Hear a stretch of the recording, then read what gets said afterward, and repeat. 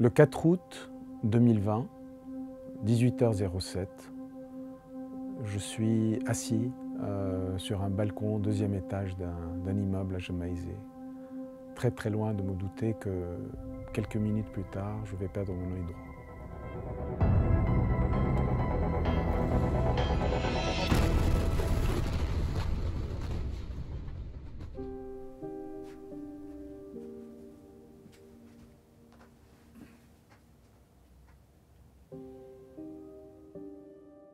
Alors la première chose que j'entends, c'est un bruit très sourd au loin. J'étais avec mon ami et on se demandait qu'est-ce que c'était. Est-ce que c'était un avion? Est-ce que c'était une explosion? Et cette deuxième explosion qui arrive, très forte, du rouge, du noir, vraiment c'était assez impressionnant. Et ce qui me reste encore, c'est cette onde de choc où je voyais les choses venir vers moi à toute allure.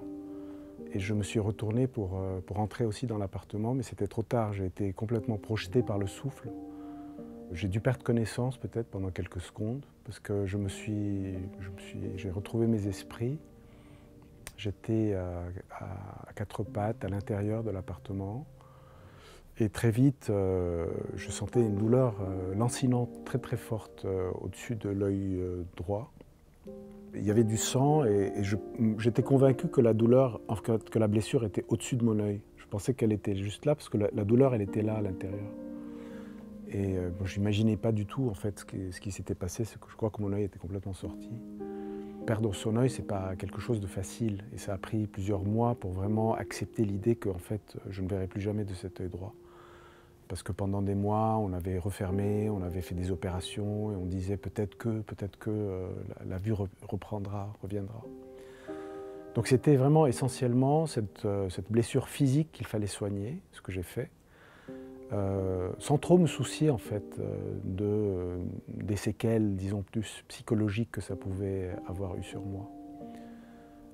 Bon, j'ai la chance quand même d'être dans un métier de thérapeute qui fait que j'avais les appuis nécessaires aussi autour de moi et aussi dans ces modalités de travail sur soi qui m'ont beaucoup aidé à travailler, disons, le trauma plus psychologique. L'idée d'écrire un livre sur cet événement et comment je l'ai vécu, en fait, est venue très tôt. Je dirais peut-être à peine 1 ou 2 semaines après l'explosion. L'écriture a certainement été un processus d'intégration très intéressant pour moi.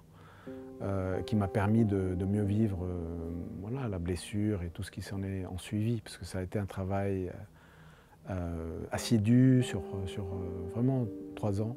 Et je ne voulais en aucun cas que ce livre soit un témoignage de victime. Ça n'a jamais été le cas, puisque ce n'est pas comme ça que je fonctionne de toute façon. C'était beaucoup plus montrer comment, même quand on vit des épreuves fortes dans la vie, ça peut toujours être une opportunité de grandir, de se découvrir en tout cas, voilà, et d'en faire quelque chose. C'est vrai que 5 ans c'est long. S'il s'agit d'une attente des autorités, entre guillemets, il n'y en a pas. Si c'est une attente de rétribution, je ne pense pas en avoir non plus. Quelque part, j'ai tiré un trait sur ça. Bon, ça fait aussi partie de ma manière de fonctionner. Je trouve que si on est tout le temps dans cette attente-là, on ne vit pas. Je n'ai pas fait ce choix.